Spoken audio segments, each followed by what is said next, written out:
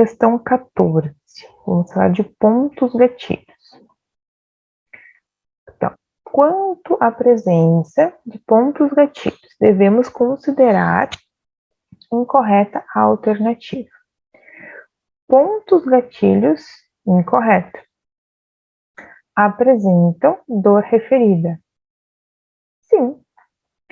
Pontos gatilhos latentes podem se transformar em pontos ativos quando estimulados. Sim.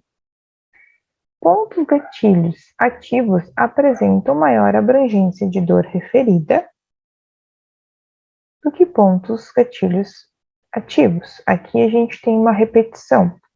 Na verdade, é um erro da digitação da prova, provavelmente.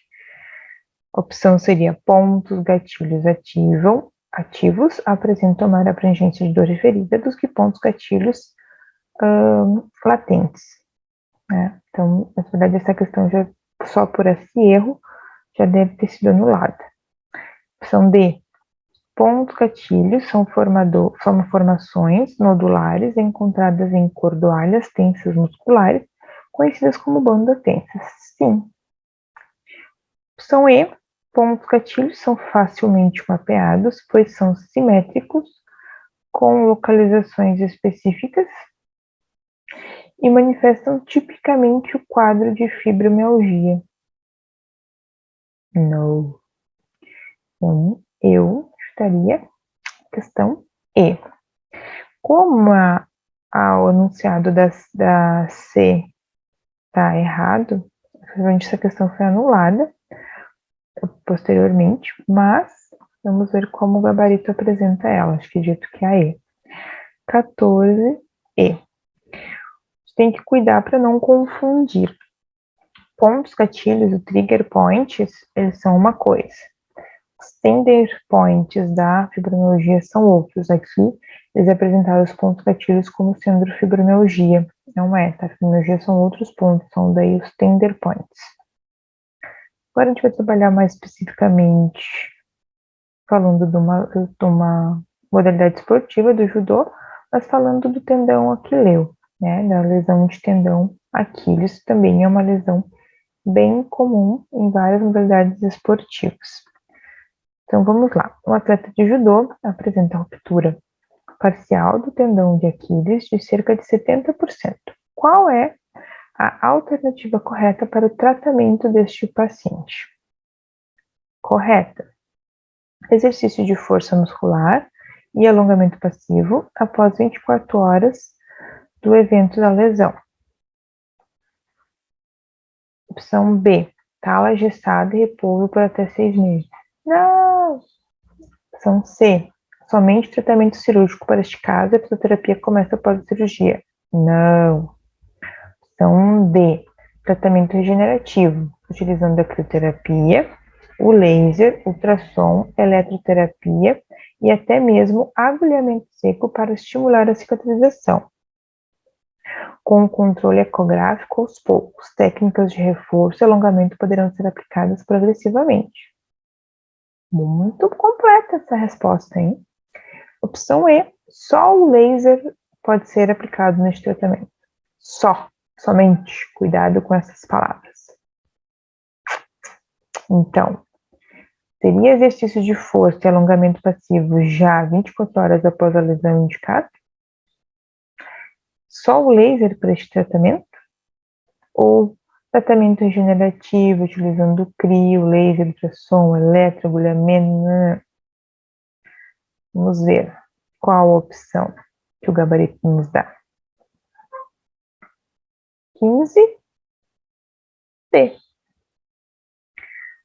Então, a opção é tratamento regenerativo, utilizando crioterapia, laser, ultrassom, eletro, agulhamento. Toda essa resposta bem completinha. Questão também relativamente fácil, né? Só com calma, ler bem ali o tipo de lesão e as outras opções estão mais fora do todo o padrão da lesão. A questão 16, ela vai trabalhar, né, com a questão de controle de carga. Então, a gente vai trabalhar, na verdade, não controle de carga, não. Na verdade, questões de fisiologia muscular. Então, vamos lá. Os exercícios de alta intensidade e curta duração requerem fornecimento imediato de energia. Com base nessa assertiva, considere as afirmações abaixo. Exercícios de alta intensidade utilizam de fosfatos de alta energia. Os músculos armazenam quantidade limitada de fosfatos de alta energia.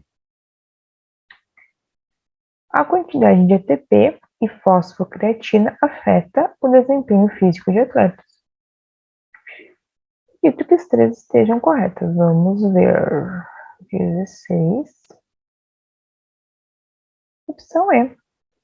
As três opções estão corretas. Então, opção E, 1, 2 e 3 estão corretas. Agora, na sequência, a gente vai falar sobre o ácido lático. Então, é um catabólico, presente em atividade física. E qual das afirmativas, né, é incorreta sobre esse catabólico? Trabalho muito com lactato, né, na minha pesquisa de doutorado. E aqui tem algumas coisas que eu não concordo muito, mas está dentro do enunciado, a gente vai seguir. O ácido lático é formado quando ocorre um déficit de oxigenação celular. E o ácido piruvato, né? O piruvato excedente é então convertido em ácido lático. Sempre. O ácido lático é tóxico à célula, podendo contribuir para o surgimento de dores musculares após o exercício. Falando de dor muscular tardia, 5. Recuperação ativa é um gerenciamento útil para ajudar a eliminar o ácido lático, minimizando seus efeitos deletérios. Sim. A massagem desintoxicante, a hidromassagem e outras medidas regenerativas podem auxiliar na recuperação após atividades físicas que liberam grande quantidade de ácido lático. Sim, super indicado. E o ácido lático é inofensivo e não promove nenhuma alteração no pH da célula. Errado, né? Então, como é um ácido, o aumento dele na célula vai acabar diminuindo o seu aumentando o seu pH. Então, opção E. Vamos ver se é essa mesmo. 17. E. 17 é a E. Então, vamos para 18. De novo, entorse de tornozelo, gente. Entorse de tornozelo, mais uma questão sobre entorse. Então, entorse de tornozelo é muito comum, corresponde a 10% a 15% de todas as lesões do esporte. Sobre entorse de tornozelo é correto afirmar. A classificação de entorse é baseada no exame clínico da área afetada e divide a lesão em 3 tipos de grau. Estiramento ligamentar, né, que seria grau 1, grau 2, lesão ligamentar parcial e grau 3, lesão ligamentar total. Não. Tem várias graduações, né, e já podemos ter estiramento de 10 a 15% no grau 1. B. A necessidade de exames complementares para entorse de tornozelo não se baseia na suspeita de fraturas associadas. Exatamente. O objetivo do tratamento na lesão ligamentar do tornozelo é o retorno às atividades diárias. Esporte, trabalho, com remissão da dor, inchaço e inexistência de instabilidade articular. Inexistência é uma coisa que a gente até sonha, mas não consegue. Então, muitas vezes a gente vai retornar com alguma instabilidade articular mais leve. Opção D, tratamento cirúrgico comparado ao tratamento conservador não mostrou superioridade ao retorno precoce à atividade física, apenas parece evoluir com menor instabilidade residual. Opção E, alguns pacientes permanecem com dor ou instabilidade após 6 meses de tratamento da lesão ligamentar aguda. Olha, não pode, com 6 meses, ter dor, já tem que ter passado a dor, né? Então, não é mais agudo, já seria uma lesão ligamentar, daí uma lesão, uma condição crônica.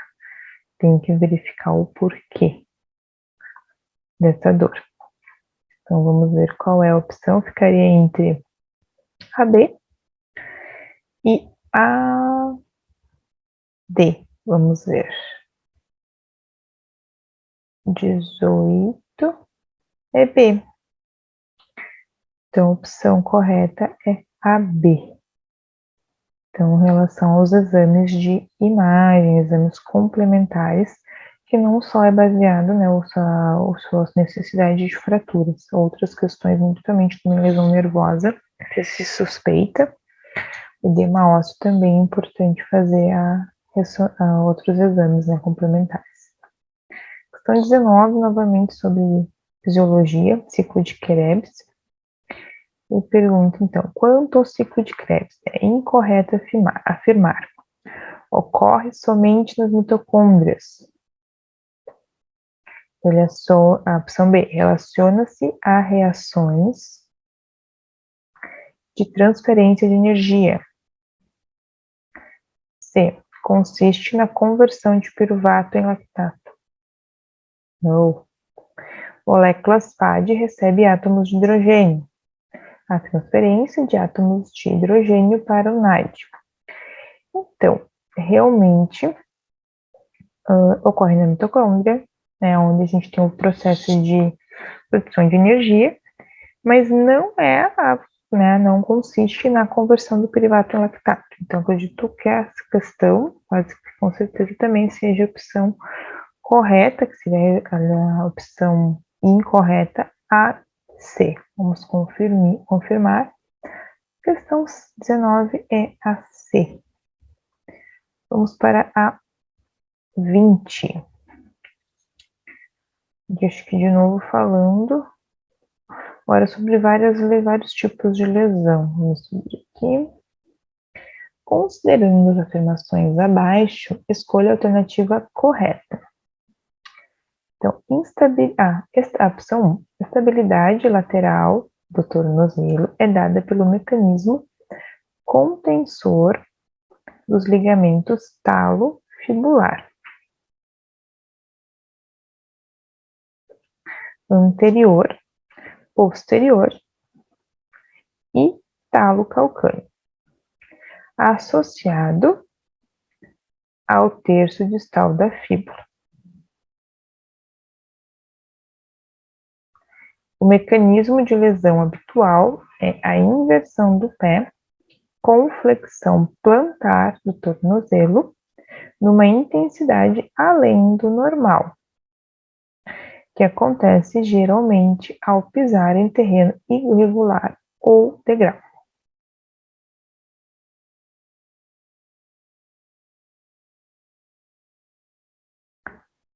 Dois, a lesão do epicôndilo lateral afeta a musculatura extensora do cotovelo.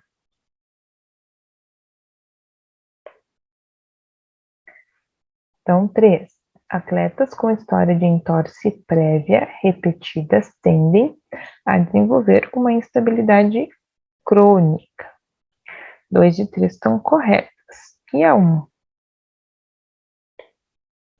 A estabilidade lateral do tornozelo é dada pelos ligamentos. Será que são esses os ligamentos?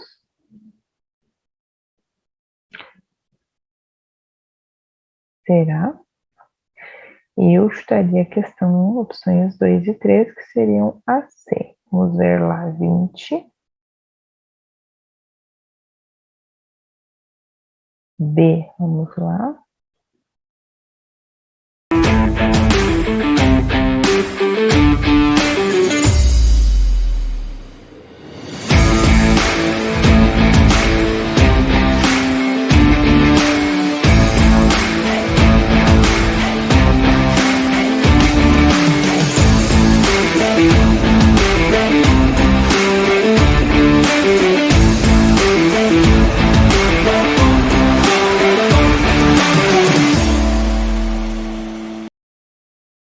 Todas as afirmativas corretas. Então, só cuidado com os enunciados maiores, que às vezes confundem. Os demais estavam mais tranquilos. Questão 21. De novo, entorse de tornozelo. Quantas vezes o entorse está presente? A entorse está presente nessas lesões. O mecanismo de lesão da entorse lateral do tornozelo de um atleta ocorre predominantemente durante os movimentos de: opção A, aterrissagem de um salto, aterrissagem sobre o pé do adversário durante a prática esportiva, ou quando se pisa em alguma irregularidade no solo. Sim. Acho que já achamos a resposta correta. B, mudança brusca de direção, rotação do tronco com o pé fixo no solo ou chute no ar. Esse é o pivô, esse é a lesão de LCA. B, aterrissagem de um salto, mudança brusca de direção, arremesso. Aqui já misturou tanto a de LCA quanto a de entorse.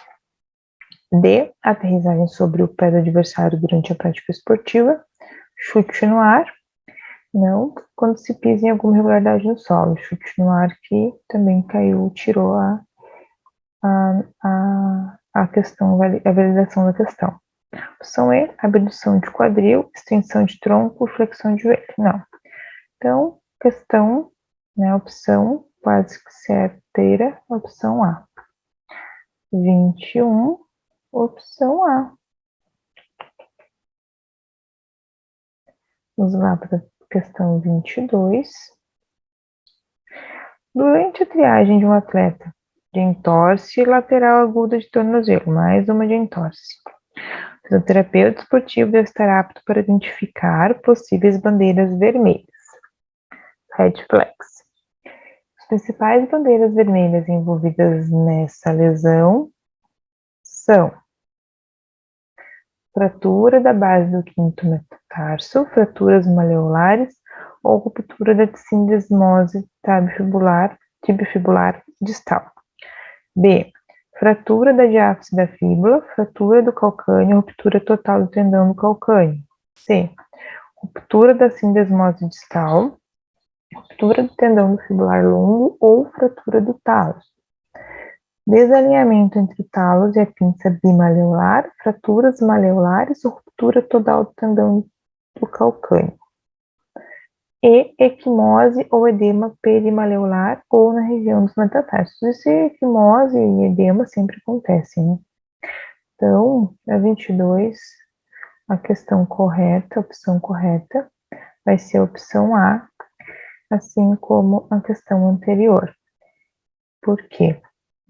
E na a fratura da base do quinto metatarso, fraturas maleolares ou ruptura da sindesmose. A ruptura da sindesmose é sempre um fator de red flag bem importante, pode causar síndrome compartimental e instabilidade crônica, né, da perna e tornozelo, então a gente tem que cuidar muito. Fraturas maleolares também, capaz vai ter evolução para cirurgia, pode pegar a parte de neural, né? Então a gente tem que cuidar muito para fazer lesão neural, então é bem importante. Questão 23. Amplitude articular do tornozelo, um dos principais aspectos fixos afetados após uma entorse. De novo, lateral aguda. Qual o procedimento mais adequado para avaliar a amplitude articular do tornozelo? A gente tem alguns testes, algumas opções de como avaliar, né, a amplitude articular do tornozelo mais agudamente. Inclinômetro, né, de translação anterior do talos em relação à tíbia. Goniometria do movimento de dorsiflexão em cadeia cinética aberta. Não. Goniometria do movimento de flexão plantar e inversão em cadeia cinética fechada. Não. Que é um movimento que ocasiona um entorse, você não vai fazer agudamente esse movimento, né? Teste de Lang, utilizando um inclinômetro para mensurar a angulação da translação interior do tronco. Teste de Lang, utilizando uma fita métrica para mensurar a distância entre o primeiro dedo e a parede durante o movimento de dorsiflexão em cadeia cinética fechada. Então, é o teste de Lang, só que a gente vai daí qual das duas melhores opções, né? O inclinômetro, fita métrica, eu utilizo, né, a opção E, que é com a distância entre o primeiro dedo e a parede. Vamos verificar a opção do gabarito, 23, opção E. No 23 é o teste de Lang, né, utilizando então a fita métrica.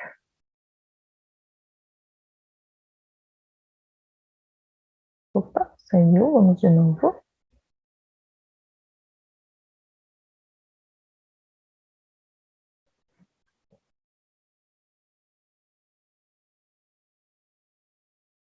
Então, 24.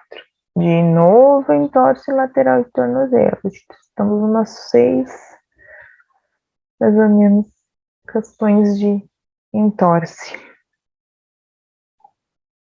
24. Após o entorse, lateral agudo do tornozelo, algumas alterações ósseas, musculares e ligamentares podem ocorrer e provocar restrição de amplitude de movimento. Em um atleta que apresenta movimento ativo de dorsiflexão de apenas 10 graus e movimento passivo de 20 graus, podemos concluir que: opção A, principal suspeita da causa é uma disfunção articular por alteração artrocinemática, jogo articular, deslizamento posterior do talos.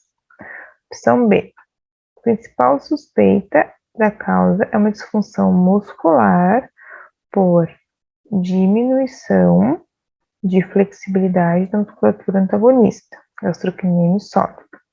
Principal suspeita, opção C, da causa é uma disfunção muscular por causa de fraqueza dos músculos agonistas, gastrocnêmios, tibial posterior e sólido.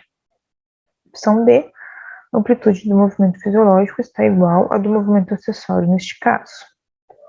Opção E, a principal suspeita da causa é uma disfunção muscular por fraqueza dos músculos agonistas, tibial anterior, extensor longo dos dedos e do hálux. Levando em consideração o mecanismo de entorse, sendo essa entorse aguda, né, a gente leva sempre em consideração a musculatura que está acometida, né, uma entorse lateral, por exemplo. Então, a opção E seria a mais plausível, por causa da musculatura envolvida, tibial anterior, extensor longo dos dedos e do hálux.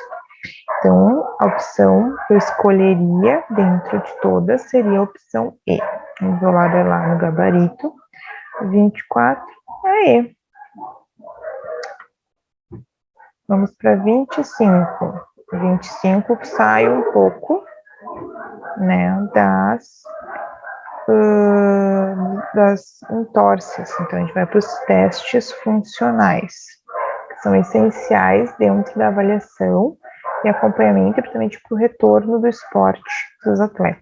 Então, os testes funcionais envolvem tarefas de salto que avaliam desempenho com movimentos laterais, diagonais e mudanças de direção. Sobre os testes funcionais, marque a alternativa correta. Os testes funcionais é uma gama de testes, existem muitos testes. Nesse caso aqui, né, ele está avaliando os testes que avaliam salto, né, e mudança de direção, e só pela forma como ele está falando dos Hope testes. São testes bem importantes que a gente utiliza, principalmente no acompanhamento da pós-operatória de LCA, também para dar, né, o retorno to play ali do atleta para a prática esportiva após uma lesão de LCA. Então, vamos ver a opção A. Durante o salto simples, o Hope test são 4 validados para joelho, tá? E 2 validados para tornozelo. Então, são 6 testes. Então, durante o salto simples, o fisioterapeuta deve mensurar o tempo que o paciente leva para realizar um salto unipodal com o membro afetado. Não. Durante o salto simples, o fisioterapeuta vai mensurar a distância que o atleta vai alcançar com esse salto e não o tempo. A comparação do desempenho muscular deve ser realizada entre o membro lesionado e sadio, sim, respeitando-se um valor limite de 15% de diferença, sim.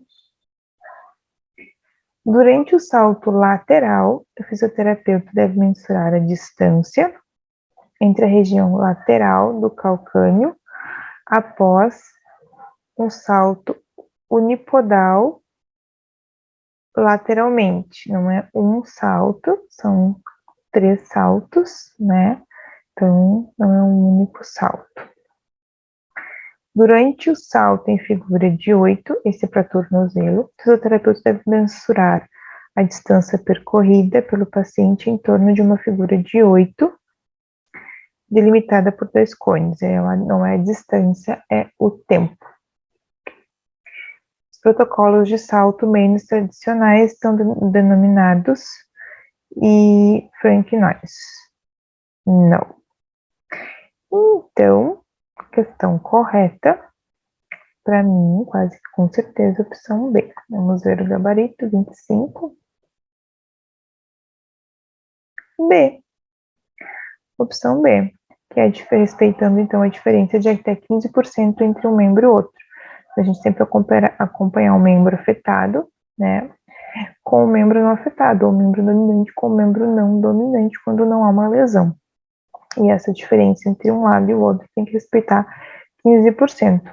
É maior que isso, a gente vai ter já vai ser um resultado que a gente vai avaliar como ruim, né? E muitas vezes a gente não vai fazer o atleta, não vai liberar o atleta para o retorno ao esporte, ou no caso, pode ser um risco de lesão, caso não tenha uma lesão, uma avaliação de pré-temporada. 26. Com relação ao exame complementar biomecânico, para avaliação da força muscular isocinética, marque a alternativa correta. Então, o isocinético é bem interessante, gente, quando tem a possibilidade de utilizá-lo, né? Poucos colegas que acabam tendo a possibilidade de utilizar e também poucos colegas que acabam conhecendo ele por causa dessa restrição, que são poucos centros que têm esse equipamento, né? Então, a gente tem essa questão. Confesso que não tenho muito contato com esse equipamento, então é até bom a gente ver qual é a resposta correta, é 26. Opção B. Então, vamos ver lá, a resposta correta.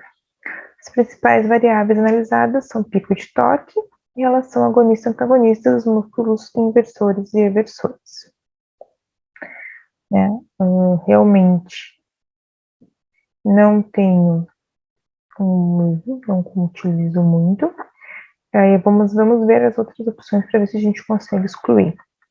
É um procedimento de avaliação que produz medidas com baixa reprodutibilidade intra e indeterminadora. Não, acho que na verdade é o inverso, porque justamente é um teste que utiliza um equipamento, né, que a gente não tem muito como mexer nessa questão de intra e interexaminador. Então, a gente quer um procedimento que produz medidas com alta reprodutibilidade intra e interexaminador. C. Recomenda-se que o exame seja realizado no máximo até 5 dias após a lesão para verificar os efeitos deletérios da fase aguda. Acredito que seja perigoso realizar esse exame nessa fase mais aguda por fato que exige a contração máxima. D. A análise por curva ROC determina que o ponto de corte ideal para o déficit do pico de torque entre inversores e eversores é de 12%. Realmente, essa não faço ideia. E a área de elipse de oscilação pode ser até 15% menor na comparação entre os membros. Também não tenho ideia nessas duas opções, né? Então, essa seria uma opção, uma questão que eu com certeza chutaria. 27. A síndrome da dor trocantérica. Eu atendi alguns atletas femininos, né? São 4 atletas femininas já que eu atendi com a síndrome da dor trocantérica. É uma frequente causa de dor lateral no quadril em atletas Pensando em estratégias de prevenção, marque a alternativa que indica que é o principal grupo populacional de risco. Eu já falei, todas que eu atendi foram mulheres. Então, já tem uma dica aí. Então, opção A, mais comum em mulheres, ok. Faixa etária de 20 e 30 anos. Não foi a faixa etária que eu atendi. B, mais comum em homens. Não foi. C, mais comum em mulheres. Faixa etária de 40 a 60 anos.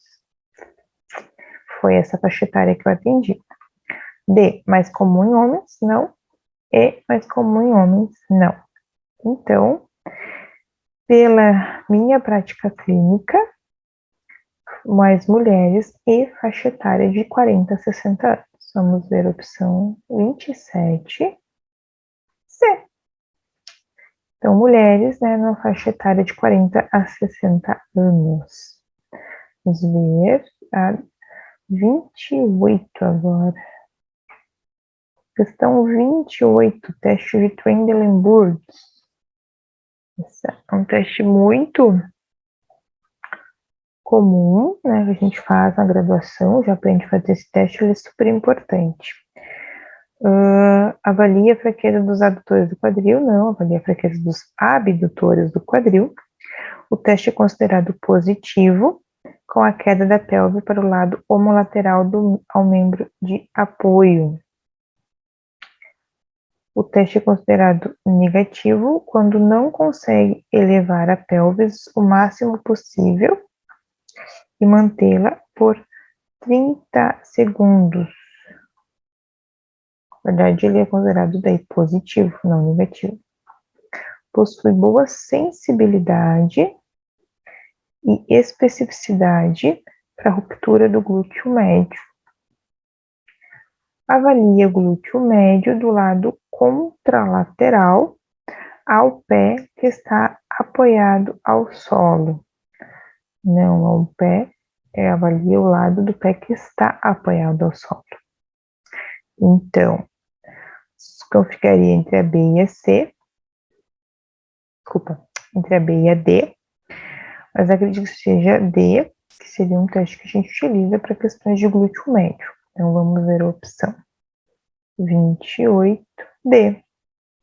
Então, um teste que a gente usa muito para questões ali de glúteo médio. Saiu de novo, vamos botar lá de novo.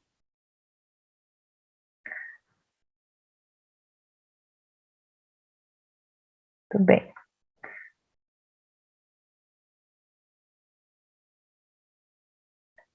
Então, vamos para 29, sobre desinibição dos pontos gatilhos. Então, técnicas posicionais de inibição de ponto gatilho. Compressão isquêmica e manter e relaxar podem ser utilizadas em paciente com síndrome